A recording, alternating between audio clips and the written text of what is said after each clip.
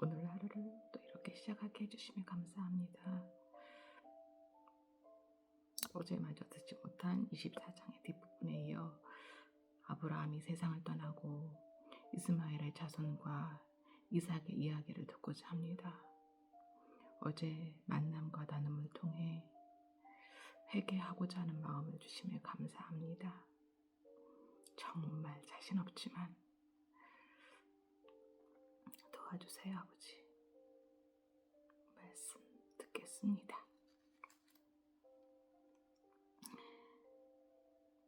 창세기 24장 48절. 일이 이쯤 된 것을 보고 저는 머리를 숙여서 주님께 경배하고 제 주인 아브라함을 보살펴 주신 주 하나님을 찬양하였습니다. 주님은 저를 바른 길로 인도하셔서 주인 동생의 딸을 주인 아들의 신부감으로 만날 수 있게 하여 주셨습니다. 이제 어른께서 저희 주인에게 인자하심과 진실하심을 보여주시려거든 저에게 그렇게 하겠다고 말씀을 해주시고 그렇게 하지 못하시겠거든 못하겠다고 말씀을 해주시기 바랍니다. 그렇게 하셔야 저도 어떻게 결정을 내려야 할지를 생각해 볼 수 있을 것입니다. 라반과 부두엘이 대답하였다. 이 일은 주님이 하시는 일입니다. 우리로서는 좋다거나 나쁘다거나 말할 수가 없습니다. 여기에 리브가가 있으니 데리고 가서 주님이 지시하신 대로 주인 아들의 아내로 삼으십시오. 아브라함의 종은 그들이 하는 말을 듣고서 땅에 엎드려 주님께 경배하고 그분 폐물과 옷가지들을 꺼내서 리브가에게 주었다. 그는 또 값나가는 선물을 리브가의 오라버니와 어머니에게도 주었다. 종과 그 일행은 비로소 먹고 마시고 그날 밤을 거기서 묵었다. 다음날 아침에 모두 일어났을 때 아브라함의 종이 말하였다. 이제 주인에게로 돌아가겠습니다. 떠나게 해주십시오. 리브가의 오라버니 어머니는 저희를 다만 며칠이라도 적어도 열흘만이라도 우리와 함께 더 있다가 떠나게 해주십시오 하고 간청하였다. 그러나 아브라함의 종은 그들에게 이렇게 대답하였다. 저를 더 붙잡지 말아주십시오. 주님께서 이미 저의 여행을 형통하게 하셨으니 제가 여기에서 떠나서 저희 주인에게로 갈 수 있게 해주시기 바랍니다. 그들이 말하였다. 아이를 불러다가 물어봅시다. 그들이 리브가를 불러다 놓고서 물었다. 이 어른과 같이 가겠느냐? 리브가가 대답하였다. 예, 가겠습니다. 그래서 그들은 누이 리브가와 그의 유모를 아브라함의 종과 일행에게 딸려보내면서 리브가에게 복을 빌어주었다. 우리 누이야, 너는 천만인의 어머니가 되어라. 너의 씨가 원수의 성을 차지할 것이다. 리브가 몸종들은 준비를 마치고 낙타에 올라앉아서 종의 뒤를 따라 나섰다. 그래서 아브라함의 종은 리브가를 데리고서 길을 떠날 수 있었다. 그때 이삭은 이미 브엘라헤로이에서 떠나서 남쪽 네겝 지역에 가서 살고 있었다. 어느 날 저녁에 이삭이 산책을 하려고 들러나갔다가 고개를 들고 보니 낙타 행렬이 한때 오고 있었다. 리브가는 고개를 들어서 이삭을 보고 낙타에서 내려서 아브라함의 종에게 물었다. 저 들판에서 우리를 맞으러 오는 저 남자가 누굽니까? 그 종이 대답하였다. 나의 주인입니다. 그러자 리브가는 너울을 꺼내서 얼굴을 가렸다. 그 종이 이제까지의 모든 일을 이삭에게 다 말하였다. 이삭은 리브가를 어머니 사라의 장막으로 데리고 가서 그를 아내로 맞아들였다. 이렇게 해서 리브가는 이삭의 아내가 되었으며 이삭은 그를 사랑하였다. 이삭은 어머니를 여의고 나서 위로를 받았다. 25장 아브라함의 다른 자손. 아브라함이 다시 아내를 맞아들였는데 그의 이름은 그드라이다. 그와 아브라함 사이에서 시므란과 욕단과 부단과 미디안과 이스박과 수아가 태어났다. 욕사는 스반과 드단을 낳았다. 드단의 자손에게서 아스르 사람과 르드시 사람과 르음미 사람이 갈라져 나왔다. 미디안의 아들은 에바와 에발과 한옥과 아비다와 엘다인데 이들은 모두 그드라의 자손이다. 아브라함은 자기 재산을 모두 이삭에게 물려주고 첩들에게서 얻은 아들들에게도 한 몫씩 나누어 주었는데 그가 죽기 전에 첩들에게서 얻은 아들들을 동쪽 곧 동방 땅으로 보내어서 자기 아들 이삭과 떨어져서 살게 하였다. 아브라함이 세상을 떠나다. 아브라함이 누린 횟수는 모두 175해이다. 아브라함은 자기가 받은 목숨대로 다 살고 아주 늙은 나이에 기운이 다하여서 숨을 거두고 세상을 떠나 조상들이 간 길로 갔다. 그의 아들 이삭과 이스마엘이 그를 막벨라 굴에 안장하였다. 그 굴은 만물의 근처 햇사람 수알의 아들 에브론의 밭에 있다. 그 밭은 아브라함이 햇사람에게서 산 것이다. 바로 그곳에서 아브라함은 그의 아내 사라와 합장되었다. 아브라함이 죽은 뒤에 하나님은 아브라함의 아들 이삭에게 복을 주셨다. 그때 이삭은 브엘라 헤로의 근처에서 살고 있었다. 이스마엘의 자손. 사라의 여종인 이집트 사람 하갈과 아브라함 사이에서 태어난 아들 이스마엘의 족보는 이러하다. 이스마엘의 아들들의 이름을 태어난 순서를 따라서 적으면 다음과 같다. 이스마엘의 맏아들은 느바요시다. 그 아래는 게달과 앗벨과 밉삼과 미스마와 두마와 마사와 하닷과 데마와 여드루와 나비스와 게르마가 있다. 이 열둘은 이스마엘의 낳은 아들의 이름이면서 동시에 마을과 부락의 이름이며 또한 이 사람들이 세운 12지파의 통치자들의 이름이기도 하다. 이스마엘은 모두 137회를 누린 뒤에 기운이 다하여서 숨을 거두고 세상을 떠나 조상에게로 돌아갔다. 그의 자손은 모두 하일라로부터 수르 지방에 이르는 그 일대에 흩어져서 살았다. 수르는 이집트의 동북쪽 경계 부근 아시리아로 가는 길에 있다. 그들은 모든 형제들과는 적대감을 가지고 살았다. 에서와 야곱이 태어나다. 다음은 아브라함의 아들 이삭의 족보이다. 아브라함이 이삭을 낳았고 이삭은 40살 때에 리브가와 결혼하였다. 리브가는 바단 아람의 아람 사람인 부두엘의 딸이며 아람 사람인 라반의 누이이다. 이삭은 자기 아내가 임신하지 못하므로 아내가 아이를 가지게 해달라고 주님께 기도하였다. 주님께서 이삭의 기도를 들어주시니 그의 아내 리브가가 임신하게 되었다.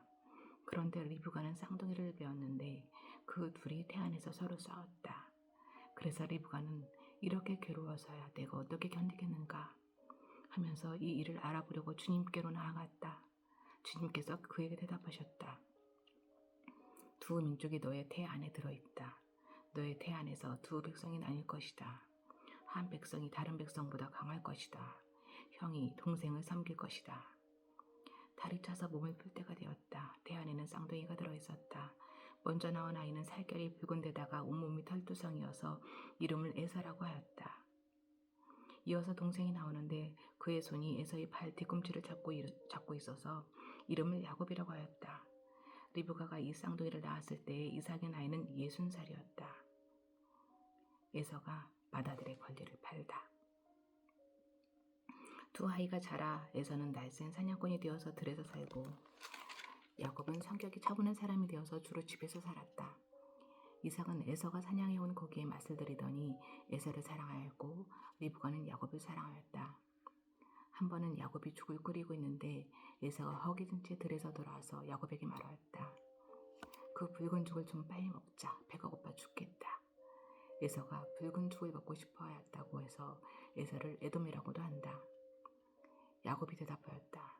형은 먼저 형이 가진 맏아들의 권리를 나에게 파시오. 에서가 말하였다. 이것 봐라. 나는 지금 죽을 지경이다. 지금 나에게 맏아들의 권리가 뭐 그리 대단한 거냐?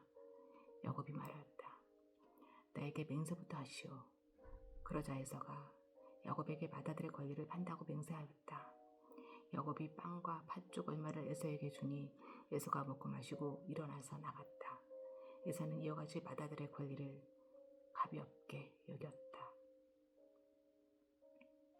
26장. 이삭이 그랄에서 살다. 일찍이 아브라함 때에 그 땅에 흉년이 든 적이 있는데 이삭 때에도 그 땅에 흉년이 들어서 이삭이 그랄의 블레셋 왕 아비멜렉에게로 갔다. 주님께서 이삭에게 나타나셔서 말씀하셨다. 이집트로 가지 말아라. 내가 너에게 살라고 한 이 땅에서 살아라. 내가 이 땅에서 살아야 내가 너를 보살피고 너에게 복을 주겠다. 이 모든 땅을 내가 너와 너의 자손에게 주겠다. 내가 너의 아버지 아브라함에게 맹세한 약속을 이루어서 너의 자손이 하늘의 별처럼 많아지게 하고 그들에게 이 땅을 다 주겠다. 이 세상 모든 민족이 내 씨에 덕을 입어서 복을 받게 하겠다. 이것은 아브라함이 나의 말에 순종하고 나의 명령과 나의 계명과 나의 율례와 나의 법도를 잘 지켰기 때문이다. 그래서 이삭은 글 아래 그대로 머물러 있었다. 그곳 사람들이 이삭의 아내를 보고서 그에게 물었다. 그 여인이 누구요? 이삭이 대답하였다. 그는 나의 누이요. 이삭은 그는 나의 아내요. 하고 말하기가 무서웠다. 이삭은 리브가가 예쁜 여자이므로 그곳 사람들이 리브가를 빼앗으려고 자기를 죽일지도 모른다고 생각하였기 때문이다. 이삭이 그곳에 자리를 잡고 산 지 꽤 오래된 어느 날 블레셋 왕 아비멜렉은 이삭이 그 아내 리브가를 애무하는 것을 우연히 청으로 보게 되었다. 아비멜렉은 이삭을 불러들여서 나무랐다. 그는 틀림없이 당신의 아내인데 어쩌려고 당신은 그를 누이라고 말하였소? 이삭이 대답하였다. 저 여자 때문에 제가 혹시 목숨을 잃을지도 모른다고 생각하였기 때문입니다. 아비멜렉이 말하였다. 어쩌려고 당신이 우리에게 이렇게 하였소? 하마터면 나의 백성 가운데서 누구인가가 당신의 아내를 건드릴 뻔하지 않았소? 괜히 당신 때문에 우리가 죄인이 될 뻔하였소. 아비멜렉은 모든 백성에게 경고를 내렸다.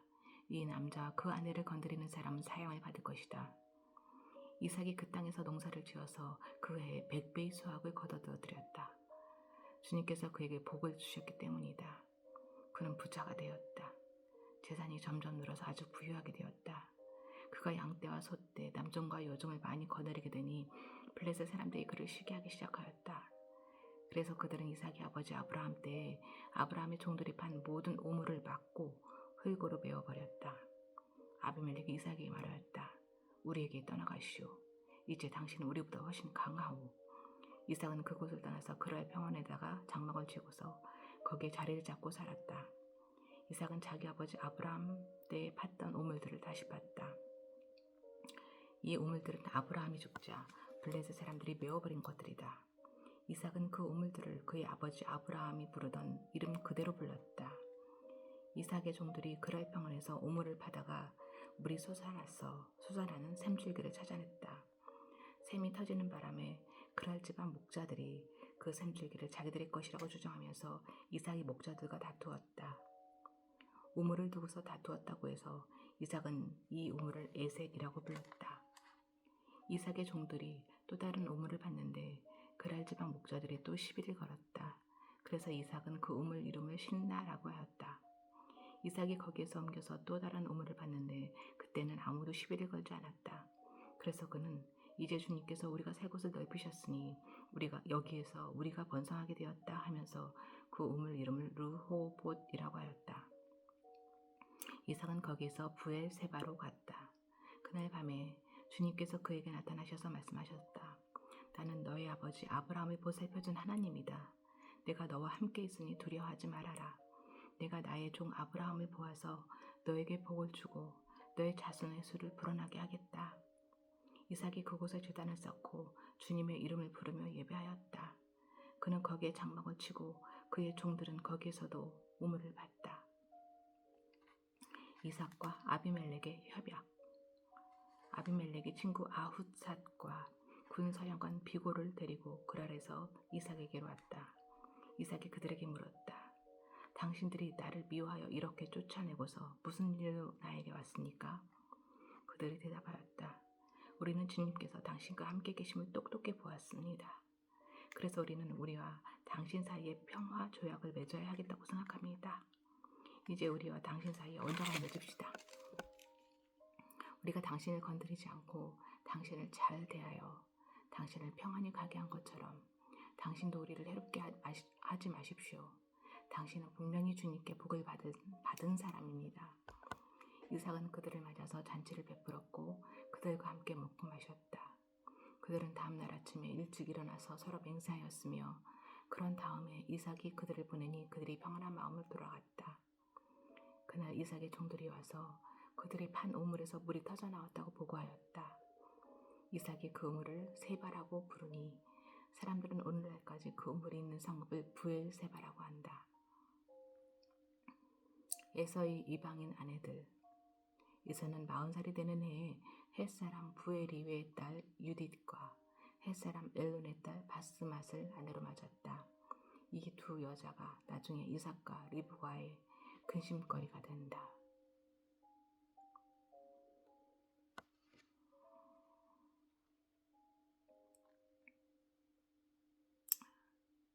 아버지, 도와주세요, 아버지. 온전히 지금까지 제가 무엇을 갖고 회개를 해야 하는지 몰랐습니다.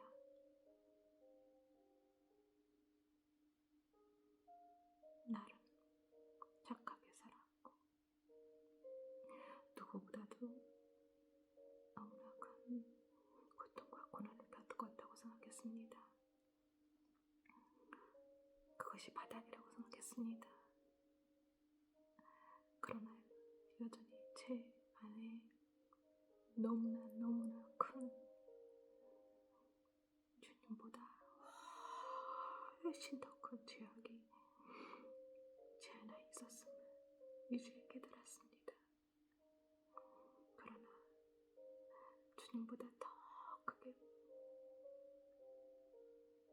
받들고 있는 그 무상을 제가 떨쳐버릴 자신이 없습니다. 아버지,